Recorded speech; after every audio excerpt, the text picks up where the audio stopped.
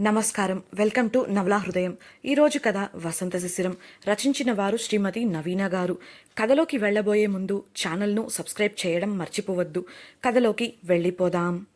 తండ్రిని కలవాలని ఇంటికి వచ్చిన శిశిరకి ఆ తర్వాతి రోజే తన పెళ్లి అని షాక్ ఇస్తాడు ధనుంజయ్. ఇంట్లో నుంచి వెళ్ళిపోవాలని చూసిన ఆమెను బంధించి పెళ్లి చేసుకుని మా పరువు కాపాడి వెళ్ళిపో అని గట్టిగా చెప్పడంతో ఆమె బాధకు హద్దు లేకుండా పోతుంది. పారిపోదాం అనే ఆలోచనలో ఉన్న ఆమె తన తల్లి మాటలకు మనసు మార్చుకుంటుంది. పెళ్లికొడుకు ఎవరో తెలుసుకోవాలని అనుకున్న శిశిర గిరిధర్ పేరు విని కుప్పకూలిపోయింది. గిరిధర్ పేరు చెప్పిన వాసుకి హడావిడిగా వసుంధరను తీసుకొని అక్కడి నుంచి వెళ్ళిపోతోంది. దానివల్ల శిశిర ఎలాంటి పరిస్థితుల్లో ఉందో కూడా వసుంధర చూడలేకపోతోంది. వారు గది నుండి వెళ్ళగానే బయట ఉన్న కిన్నెర బయట నుండి డోర్ గడియ పెట్టింది. అది ఆమె తల్లి చెప్పిందని అలా చేసింది. గదిలో కుప్పకూలిన శిశిర గుండెలవిసేలా ఏడుస్తోంది. ఆమె ప్రమేయం లేకుండానే కంటి వెంట కన్నీరు పరవళ్లు తొక్కుతోంది. తండ్రి పెళ్లి అనడం, తల్లి చెప్పిన మాటలను విన్న తర్వాత ఆమె ఇక ఈ జీవితానికి వారు చెప్పింది వినక తప్పదు అనుకుంది. అందుకోసం తన జీవితాశయాన్ని త్యాగం చేయడానికి సిద్ధపడింది. కానీ ఎప్పుడైతే వాసుకి నోటి నుంచి గిరిధర్ అన్న పేరు వినపడిందో ఆమెలో వణుకు మొదలైంది. ఇక తనకు భవిష్యత్తే లేదు అన్న చేదు నిజాన్ని జీర్ణించుకోలేకపోతోంది. ఏదైనా చేసి తప్పించుకోవాలి అనే ఆలోచన కూడా ఆ క్షణంలో ఆమెకు తట్టడం లేదు. కారణం తన తండ్రి నుంచి ఇటువంటి ఒక భయంకరమైన నిర్ణయాన్ని తను ఊహించలేదు. ఎంత కాదన్నా తండ్రి కదా ఓ మంచి వ్యక్తిని వరుడిగా నిర్ణయించి ఉంటాడు అని అనుకుంది. కానీ గిరిధర్ లాంటి వాడికి తనను ఇచ్చి తన గొంతు కోయాలని ఎలా తన తండ్రి అనుకున్నాడో ఆమెకు అర్థం కాలేదు. అన్ని ఆలోచనలు చుట్టుముట్టగా చివరకు తన తండ్రి అన్న మాటలను గుర్తుకు తెచ్చుకొని కేవలం తన పరువును నిలబెట్టుకోవడం కోసం, తన గౌరవాన్ని కాపాడుకోవడం కోసం ఇలాంటి పని చేశాడని నిర్ణయానికి వచ్చేసింది. శిశిర భయంలోనూ తప్పులేదు. చెప్పడానికి గొప్పింటికి వారసుడు అనే కానీ గిరిధర్కి లేని చెడ్డ అలవాటు లేదు. సరిగ్గా చదవడం లేదని మందలించిన స్కూల్ మాస్టారి చేతిని 12 వయసులోనే నరికేశాడు. తనను ఎదిరించి మాట్లాడినందుకు తన తోటి విద్యార్థి కాళ్లను 15 వయసులోనే విరిచేశాడు. చిన్న వయసులోనే చెడు అలవాట్లకు బానిసై డబ్బు పరపతి చూసుకొని జాత్యహంకారంతో పెరిగాడు.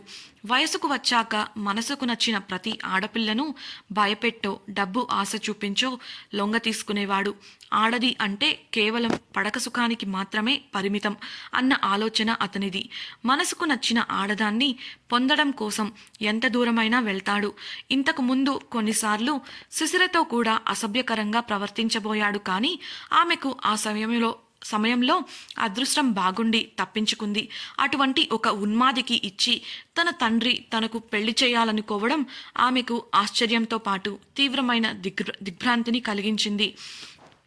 అప్పుడే అక్కడికి వచ్చిన వాసుకి శిశిర అలా కృంగిపోవడం చూసి మనసులో పొంగిపోయింది. మనసులోనే ఆఖరికి నేను అనుకున్నది ఇన్నాళ్లకి నెరవేరబోతోంది. ఏడవవే శిశిర, ఇంకా నీ జీవితానికి అది తప్ప మరో అవకాశం లేదు.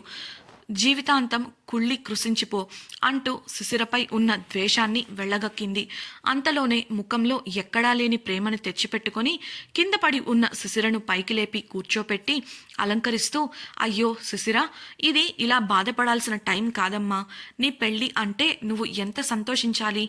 నువ్వు ఎంత అదృష్టవంతురాలివి. కాకపోతే నువ్వు ఇంత పెద్ద తప్పు చేశావని తెలిసినా కూడా ఆ గిరిధర్ స్వయంగా వచ్చి నిన్ను పెళ్లి చేసుకుంటానని అడిగాడు.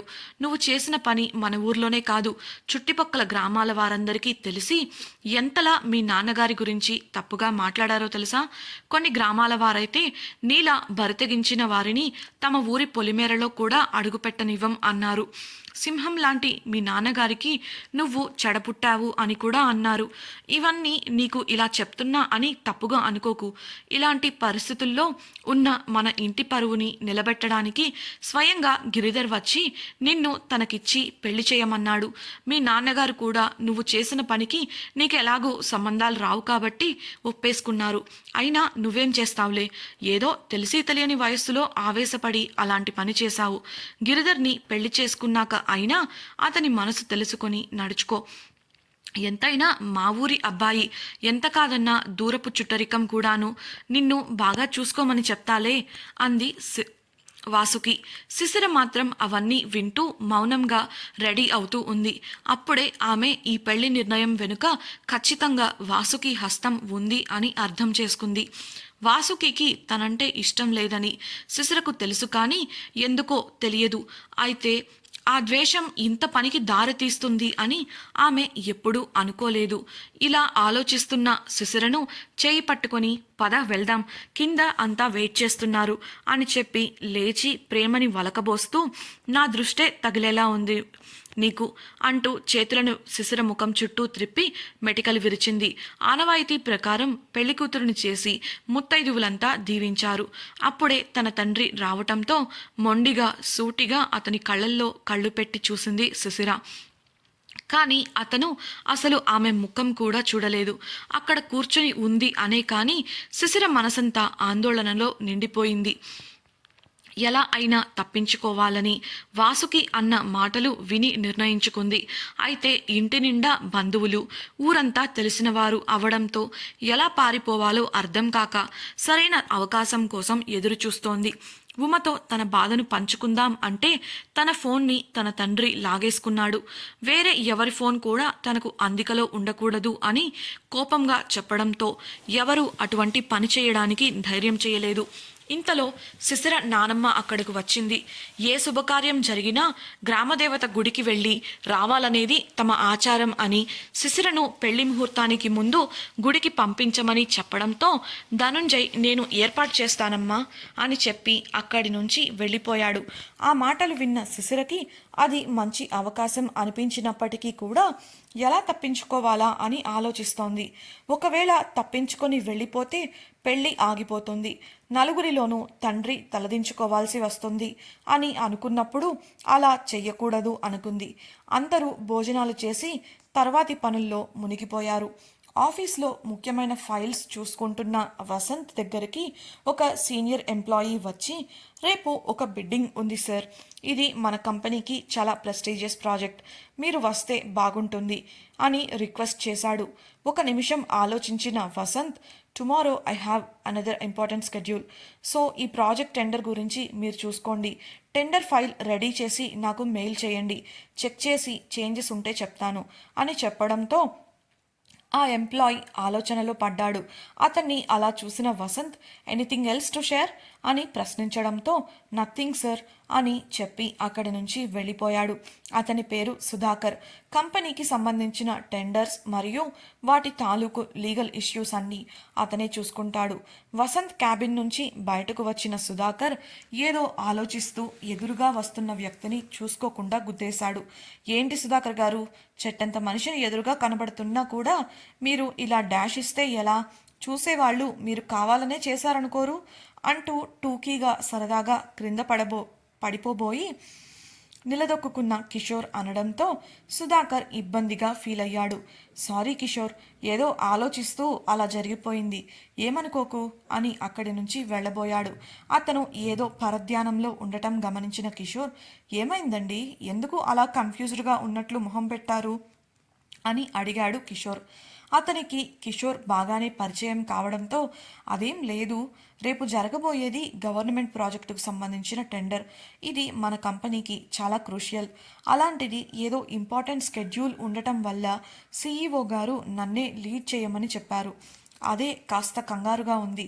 ఎప్పుడూ ఇలాంటి వాటికి సంబంధించినవన్నీ ఆయనే దగ్గరుండి చూసుకునేవారు, అలాంటిది ఇప్పుడు పూర్తి బాధ్యత నాకు ఇవ్వడంతో నేను దీన్ని హ్యాండిల్ చేయగలనా లేదా అని ఆలోచిస్తున్నాను అని ఒంటరిగా ఈ టెండర్ని ఎలా సాధించాలా అన్న తన టెన్షన్ని కిషోర్కి వివరించాడు.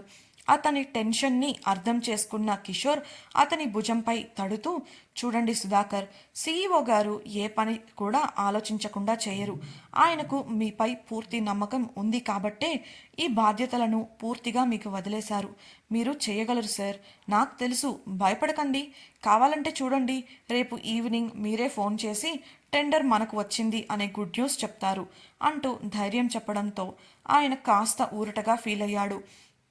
ఇందులో సుధాకర్ తప్పు కూడా ఏమీ లేదు. ఆయనకు ఈ ఫీల్డ్లో చాలా అనుభవం ఉన్నప్పటికీ ఈ ప్రాజెక్టు విషయంలో కాస్త భయపడుతున్నాడు.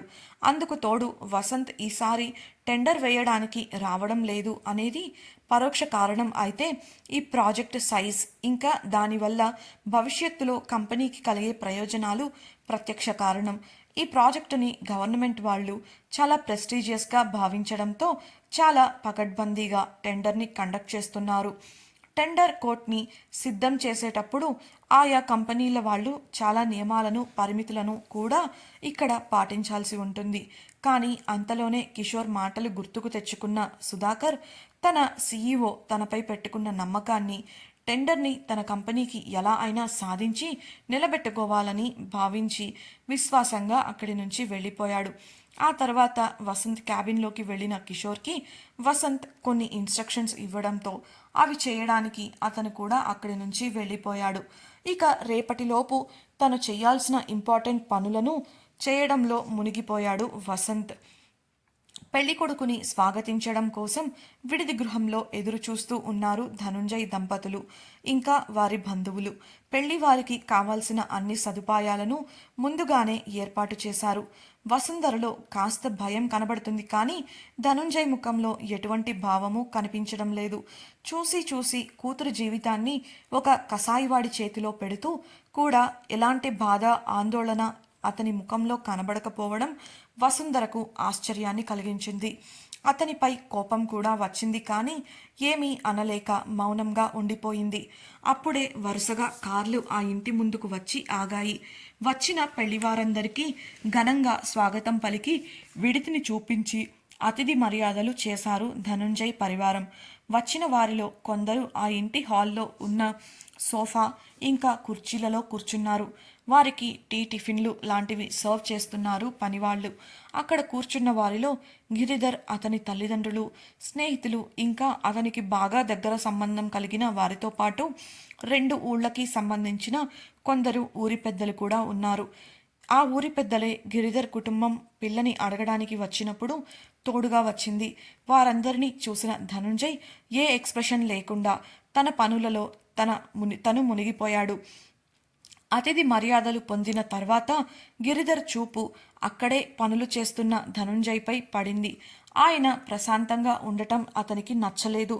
మామగారు అంటూ అందరి ముందు గట్టిగా పిలవడంతో అందరూ ఉలిక్కిపడి ధనుంజయ్ వైపు చూశారు. కానీ ధనుంజయ్కి ఆ పిలుపు కొత్త కావడంతో అతను పలకలేదు. అసలు అది అతనిని అనుకోలేదు. గిరిధర్ సోఫాలోంచి లేచి ధనుంజయ్ దగ్గరకు వెళ్ళి, మిమ్మల్నే మామగారు, మీ వాలకం చూడబోతే మీకు అసలు ఈ పెళ్ళంటే ఇష్టమే లేనట్లుంది, నిజమేనా అని అడగడంతో అక్కడి వారంతా షాక్ అవడంతో పాటు ఒకరి ముఖాలు మరొకరు చూసుకున్నారు. ధనుంజయ్ ఏం చెప్పాలో అర్థం కాక అయోమయంగా చూస్తుండగా, మరి లేకపోతే ఏంటండి, వచ్చిన దగ్గర నుంచి చూస్తున్నాం, పెళ్ళి అవుతున్నందుకు ముఖంలో చిన్న చిరునవ్వు కూడా లేదు. ఏంటో సీరియస్గా మీ పని మీరు చూసుకుంటూ పోతున్నారు, అక్కడికి ఎవరో మిమ్మల్ని బలవంత పెడుతున్నట్లు అని దర్పంగా అడిగాడు గిరిధర్. అందుకు ధనుంజయ్ ఏమని సమాధానం ఇవ్వాలా అని ఆలోచిస్తూ ఉన్నాడు. ఇంతలో అతని పక్కనే ఉన్న రంగయ్య, అదేంటి బాబు అలా అంటారు, ఎంతైనా ఆడపిల్ల తండ్రి కదా, ఆడపిల్ల పెళ్ళన్నాక ఆ మాత్రం గాబరా దిగులు ఉంటాయి కదా, అందుకే అలా ఉన్నారు అని మర్యాదగా చెప్పాడు. ఆ మాటలు విన్న అక్కడి ఊరి పెద్దలలో ఒకరు, అది నిజమే, ఆడపిల్ల పెళ్ళన్నాక 1,00,000 టెన్షన్లు ఉంటాయి, అందుకే అలా ఉన్నారులే గిరిధర్ అనడంతో గిరిధర్కు రంగయ్యపై బాగా కోపం వచ్చింది. ధనుంజయ్ని ఉడికించడానికి తానేదో అంటే మధ్యలో రంగయ్య దూరి సమాధానం ఇవ్వడం అతనికి నచ్చలేదు. ఇంటి పనివాడిలా ఉండక పెత్తనం చేసేది ఏంటి అని మనసులో విసుక్కున్నాడు. అదే మాట అందరి ముందు అడిగి గొడవ చేయాలి అనుకున్న గిరిధర్ చేతిని అతని మనసును చదివినట్లుగా అతని తండ్రి చక్రధర్ ఆపేశాడు. ఊరి పెద్దలు ఉన్నారు, జాగ్రత్త అన్నట్లు కళ్లతోనే సైగ చేయడంతో గిరిధర్ మౌనంగా ఉండిపోయాడు. నిజానికి శిశిరను గిరిధర్కి ఇచ్చి పెళ్లి చేయడం ధనుంజయ్కి ఏమాత్రం ఇష్టం లేదు.